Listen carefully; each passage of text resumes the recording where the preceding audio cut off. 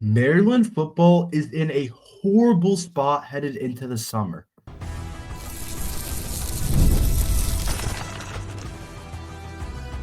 You are Locked On Terps, your daily podcast on the Maryland Terps, part of the Locked On Podcast Network. Your team every day.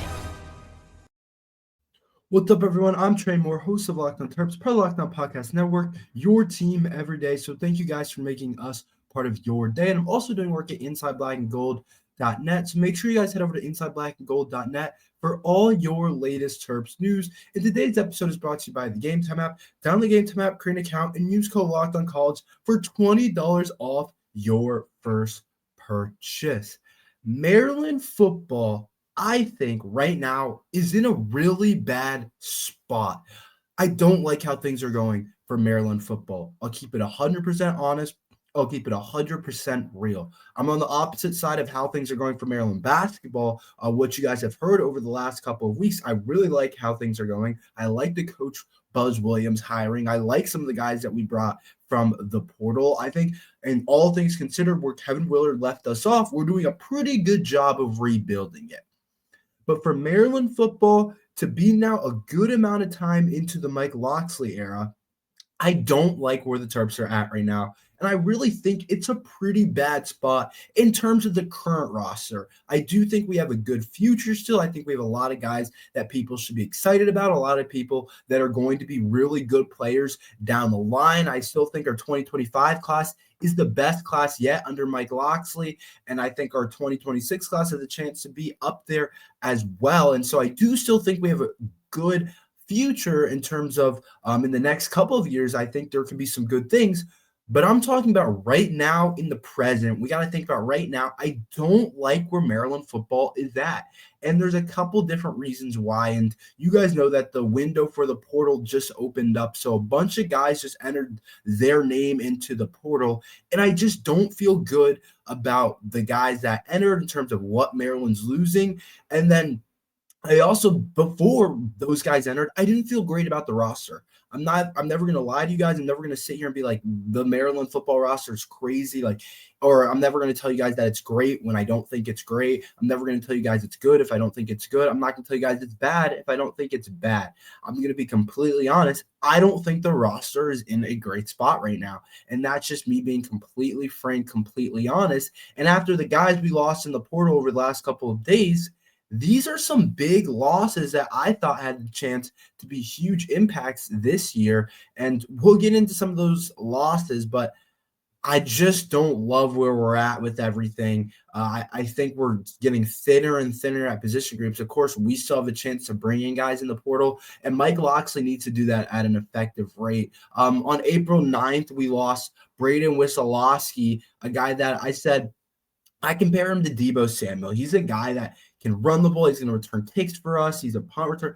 He does all those types of things. He's a versatile type of guy. You can throw him in the backfield. You can pitch it to him. You can run a jet sweep with him. He can go and run routes. He's such a versatile type of guy. I remember a couple years ago, I remember against Virginia, he returned a kick for a touchdown. He's a pretty cool player overall, and what he brings to this Maryland team. I do think he is effective, and I do think he had a chance to have an expanded role next year, but now he's not going to have the chance to be able to do that because he's entering the transfer portal now. But I think that he had a chance in the thin receiver room. I don't know who's going to step up, and the more guys that we throw out instead of keeping in, the harder it is going to be to find a core group of guys. And I really think losing him is a depth piece that does hurt the offense. And I did think he could have been one of the more interesting special playmakers that Mike Locksley could have used on this offense.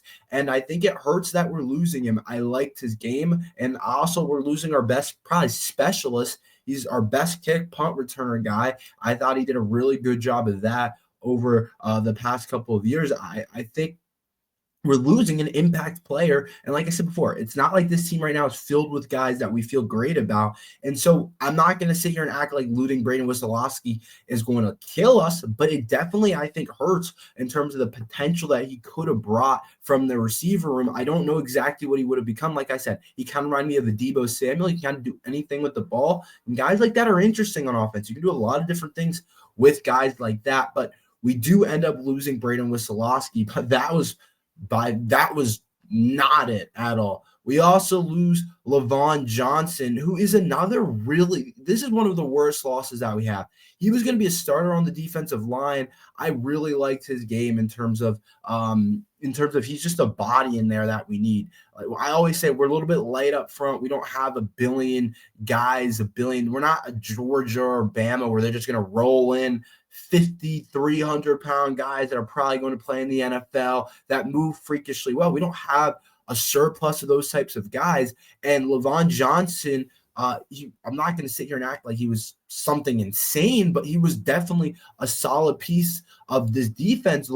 Where I looked at this roster and the defensive line in the area that I was concerned about, I thought he was a solid piece that can plug up the middle, that can be a big body, and we don't have a billion of those guys. We just don't. And so I thought he could be a solid piece up front and stopping the run in the Big Ten. And we know how important that is when some of the teams that you're playing, especially this year, we don't play Ohio State, who's going to throw the ball 1,000,000 yards a game, and they have Jeremiah Smith on the outside, and it's going to be impossible to stop them passing the ball. We play a lot of low-key type of teams that are going to be more methodical, that are going to run the ball. Like when we play Michigan later in the year, you think they're not going to run it 30 times a game even, or 40 times a game even with that freshman quarterback, that Bryce Underwood kid that they think is really good and really talented, number one recruit in the class. Even with that kid, they're still going to run the ball a ton. You think to have a chance in that game, it's not going to hurt to be missing a big body like Lavon Johnson in the middle there? It is. He was projected to be a starter. I thought he was going to be one of our more quality guys. Like I didn't look at him as a guy that was going to go tear it up, but just a body inside that could be really solid. I do think that's a big loss, and that hurts our defensive line depth because now everyone moves up a slot. And like I said, I want to preface this by being we still have the portal to be able to add guys, so we'll see what Mike Locksley does with that. But still, it does hurt our depth and some of the pieces up front. We're a position group where I don't feel like we were particularly strong with in the first spot. So I think that really leads us to be in a worse spot. And then potentially our biggest loss, Kellen Wyatt. Kellen Wyatt is a guy that has started for a while now for Maryland football, and he's going to be a junior or a senior next year, and he's a guy that's played a lot of ball for Maryland football, and he's been there. He's done a lot of different things. He's played a lot. He's been one of our leading sack guys. He's been playing since he's a freshman. If you guys don't think losing a guy like that on the outside linebacker spot hurts, then you're wrong. It's really tough to lose a guy like that because other guys now going to have to step up. And I like some of these other bodies that we have in some of these rooms, like a DJ Samuel, like a Trey Reddick. I like some of these guys, like a Kiari James, like Avery Neo. But a lot of those guys aren't proven. A lot of those guys haven't done much. A lot of those guys haven't done much at all. So it's not like we feel awesome about those guys potentially playing at a high level. So I think losing Kellen Wyatt, and I thought that was somebody that, if I had to predict, I thought that was going to be somebody that would probably lead our team in sacks. I thought he would probably lead our team in sacks. If losing a guy like that you think doesn't put us in a lot worse of a spot, it does. Like it does. It hurts to lose a guy like Kellen Wyatt. These are impact guys on the defensive line, on our defense, that really hurt us, that I think put us in a pretty bad spot, a horrible spot, to be completely honest. It doesn't end there. We also lose Terez Davis, who I thought arguably had the brightest future out of anybody on our offensive line. I thought maybe you could argue the freshman, but we haven't seen what he could do. Jalen Gilchrist, he's got to do it at a college level. We saw Terez Davis pretty much start a lot of games as a freshman on the offensive line. That is tough to do. You don't just start as a freshman on the offensive line unless you have a certain level of intelligence, unless you're strong enough. You have to have a couple different things go your way to be able to play early on the offensive line. This isn't like a skill spot where it's like Ryan Manning and Jeremiah Smith can come in right away and tear things up. It is rare for a freshman to come in and play right away. And the fact we lose a guy like that, I thought had a chance to be one of our starting tackles this year. It hurt, and it puts us in a lot worse of a spot, not only for this year, but also for the future. Like I said, I'm still excited about our future. I still think we have a lot of good stuff. But I talked about before the year, I thought this offensive line unit would be improved because of the depth of the different guys that we had. I thought we had we brought in guys from the portal that I thought have done good things. I thought we had freshmen from last year that got to play a lot like a Terps Davis, but you're starting to get rid of those guys. You're starting to lose those guys, and it just puts you in a worse spot than you were. And that wasn't the only offensive lineman that we lost. We also lost Tamaris Walker, who I'm good friends with, who's leaving and entering the portal as well. He also made starts at guard this year or last year for Maryland football. So he was another piece that I thought was a really good depth piece. I didn't know if he was going to start or not. I don't know what the deal was, but he was another piece that I thought was really solid in terms of the guy you bring back, still a young body, only going into his redshirt sophomore year. So another guy that I think hurts that we're losing him. So I definitely think that's not great at all. And then we lose Dylan Gooden, a former 4-star linebacker, another piece of this defense that hasn't played a lot yet, but he's a guy that I thought could have slid into the rotation this year and been a big part of what we did. So when I really look at things right now, I don't like where we're at. And I think we're in a pretty bad spot. I'll be completely honest. I think we're in a pretty bad spot overall in terms of our team. I still like our future, but I don't like where this roster's at. And you guys might call me negative. You guys might call me whatever, but I'm not going to sit here and lie. I think there's a big chance we struggle this year. I just think that's the way it is. And I think you want to just be able to keep as many guys as you can. A lot of these young guys, if older guys are running the portal, so be it. But you want to keep some of these younger guys because that's going to be important for the Terps in the future and taking the next step as a program. But I don't love where we're at. I don't love some of the guys that we lost in the portal. We'll see who we bring in. That's going to be an extremely important thing, but we'll continue to talk about that on another day. We're going to talk about Maryland basketball transfer portal a little bit more. I want to talk about what the Terps need to bring in, what types of bodies do we need to bring in. We'll talk about that next.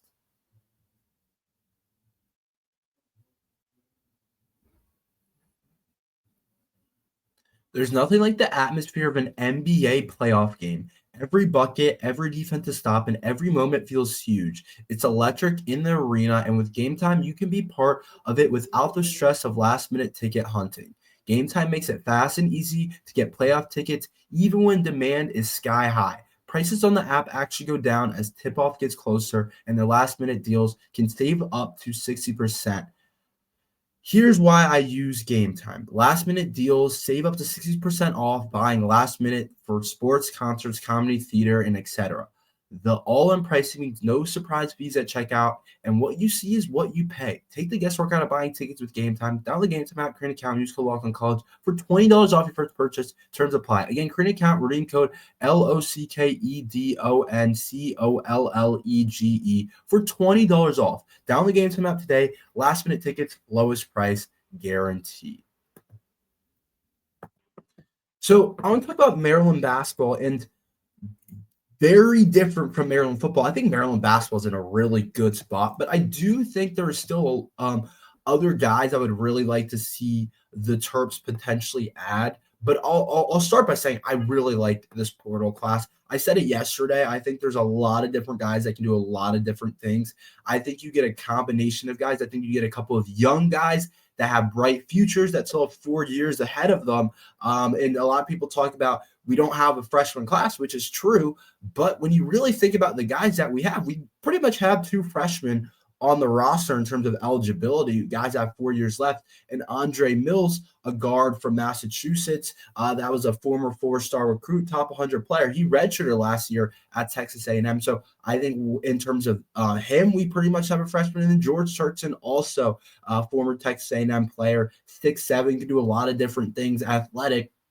Also redshirted last year. He's kind of like a freshman. And I think we got a bunch of guys that are all like very good players. Like, we don't have anyone amazing. We don't have anyone great, but I think we have a bunch of good players, like the guy we brought in, Elijah Sanders, that can stretch the floor, that can shoot the three, that averaged 10 points a game for Virginia. Isaiah Watts, Washington State, 6'3" guard, can average 11 points a game, like really solid as well, like David Quiet, who came from Kansas.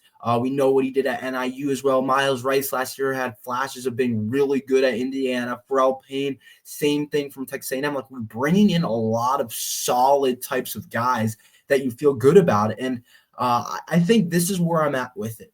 Right now, I think we're in a pretty good spot. If we count the bodies, I want to make sure I have the right number in my head. We have Elijah Sanders is 1, Isaiah Watts is 2, George Turkson would be 3, Andre Mills would be 4, David would be 5, Miles Rice would be 6, Pharrell Payne would be 7. And then so we're at 8 right now, because we also have the Solomon kid from Texas A&M too. I don't know why he's not showing up on On3's transfer portal website, but so we're at 8 right now, guys, which I think is solid. Like, I think all those guys have a chance to play, have a chance to compete for playing time, which you want. You want a bunch of guys that can play. You want a bunch of guys that you feel good about, that can really help Maryland basketball out, and that can really help us in the future. But I do think we're not done. We have 8 guys, but we don't have a single guy over 6'9". And that does concern me a little bit, because you know how the Big Ten is. Like, Purdue just brought in the number 1 recruit in the portal, I think it was, a huge big man. It's kind of Zach Edey-esque, big, can do a lot of different things. I forget his name.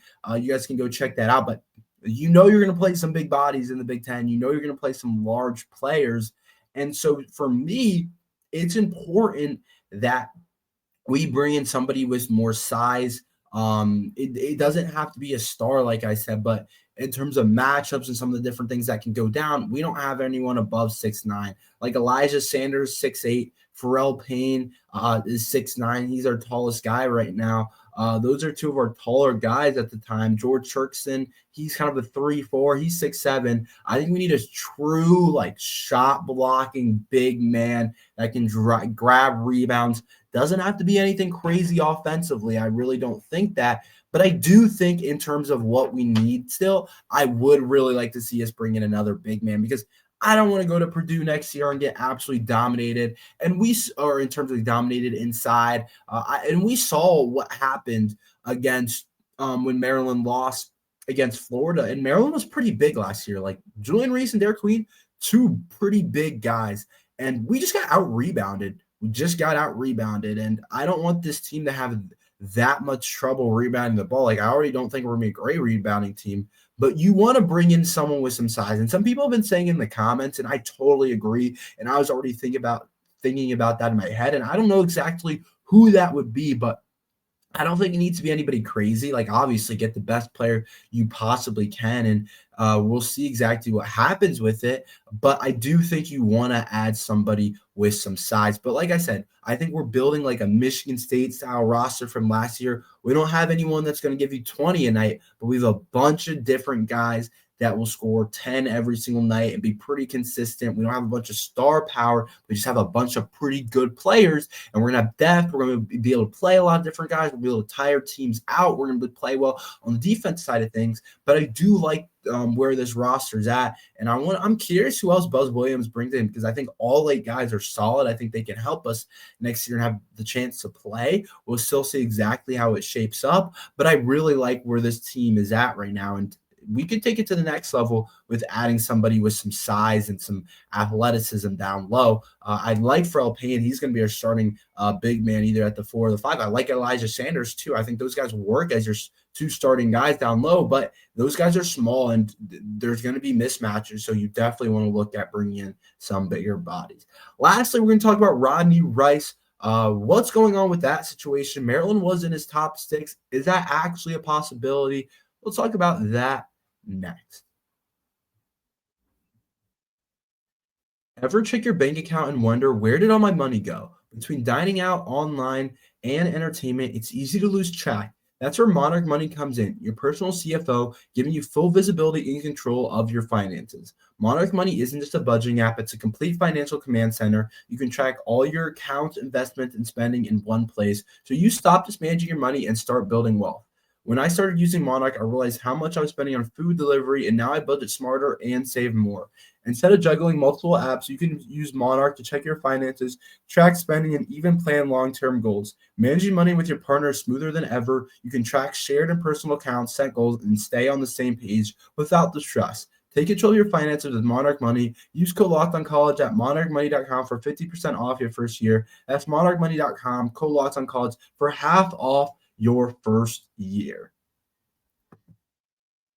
So the Rodney Rice situation is becoming really interesting, and I'll go ahead and say this. I really doubt he comes back to Maryland. I think that's just the way things are shaping up, but he's gone on a lot of different visits. He's gone on a lot of different places, and I think if we were able to bring him back to Maryland, I know I just said I don't think we can, but if we were, I love this team. I think this team could be really good if we were able to bring back Rodney Rice. And I think we should do everything in our power to be able to bring him back. I think we'll have a lot of depth in our guard spot. You have a guy returning in Rodney Rice that can kind of be the face with Pharrell Payne and Elijah Sanders. And then you have Miles Rice.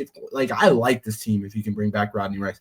I think we arguably could have one of the better guards rotations in the Big Ten. And you get your pure scoring guy that Ronnie next year probably could get 18, 17 points a game for us.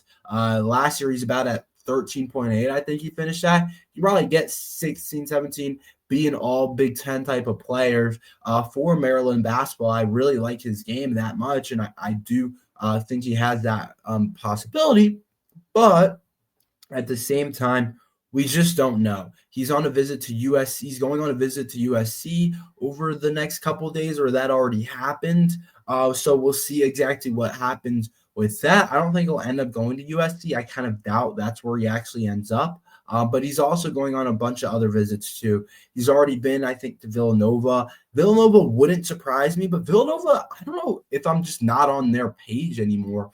But I haven't seen Villanova do much at all in the transfer portal besides the two Maryland guys. I haven't seen them bring in a bunch of guys in the transfer portal for basketball yet.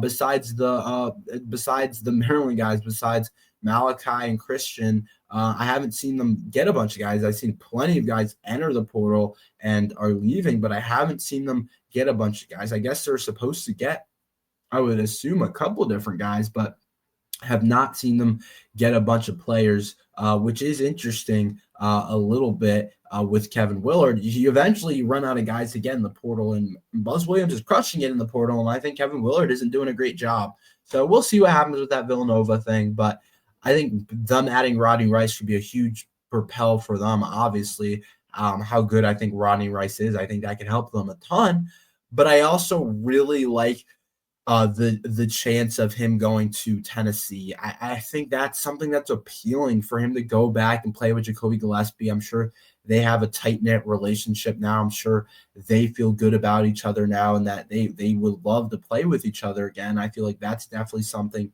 that's a possibility. I can see that happening. And then so I think it's kind of that's kind of the schools that I see. I know that there's a couple others in consideration, with Maryland being one. Gonzaga's one too, and then Auburn's one as well. But I just don't know exactly how this will finish up. If he returns to Maryland, I think a lot of people will praise a guy like that. If a guy like that comes back to Maryland, a lot of people will celebrate you. A lot of people will give you your flowers. A lot of people will be super excited about, people will really like you if you're able to do that, and he'll become kind of a Maryland hometown hero. Everyone else left, and we got a small piece of the Kevin Willard era, and arguably probably the piece that you want to keep. I mean, maybe you say Gillespie between them two. Those are two guys that you want to keep that could actually be back. Obviously, we want to have Derek Queen back, but he's not coming back. We already know he's going to the NBA, so I think that is interesting as well. But I think bringing Rodney Rice back could be something that really helps us. Not something that I see happening, though. That's all we have for today. Thank you guys for listening to Locked on Terps. Make sure you guys all go like and subscribe. We're here every day talking Maryland football and basketball. So thank you guys for listening to Locked on Terps.